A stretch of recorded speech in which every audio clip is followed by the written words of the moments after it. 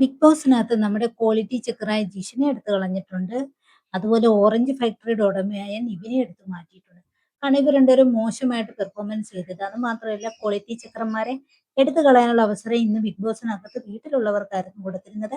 അവരെല്ലാവരുടെ nomination എന്ന് വെച്ചാൽ vote ചെയ്താണ് ജിഷിനെ എടുത്ത് മാറ്റിയത്. ഒരു വോട്ട് കൂടുതലായതുകൊണ്ട് ജിഷിനെ എടുത്ത് മാറ്റേണ്ടി വന്നു.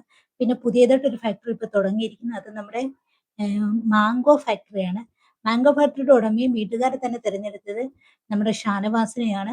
അതുപോലെ തന്നെ ഓറഞ്ച് ഫാക്ടറിയുടെ ഉടമയായിട്ട് പുതിയൊരാളെ തിരഞ്ഞെടുക്കണമെന്ന് വീട്ടുകാരോട് ബിഗ് ബോസ് ആവശ്യപ്പെട്ടു. അതുപ്രകാരം അവർ തിരഞ്ഞെടുത്തത് നമ്മുടെ ആര്യനാണ് ഏറ്റവും കൂടുതൽ വോട്ട് കിട്ടിയത്.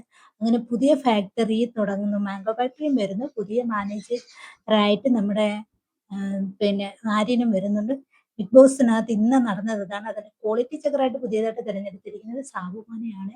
വീട്ടിലുള്ളവരെല്ലാരും കൂടി ചേർന്നാണ് സാബുമാനെ തിരഞ്ഞെടുത്തിരിക്കുന്നത്. അങ്ങനെ ഇന്നും ബിഗ് ബോസിനകത്ത് ടോട്ടലി ഒരു മാറ്റം വരുമെന്ന് പ്രതീക്ഷിക്കുന്നു. അതിനി എന്തൊക്കെയാണെന്ന് കണ്ടറിയാം. കാരണം അനുമോൾ ഓൾറെഡി ക്വാളിറ്റി ചെക്കറായിട്ട് അതിനകത്ത് ഇരിപ്പുണ്ട്. അനുമോള് ആർക്കും കോയിൻ വാങ്ങി കൊടുക്കില്ല എന്ന വാശിയിലാണ്.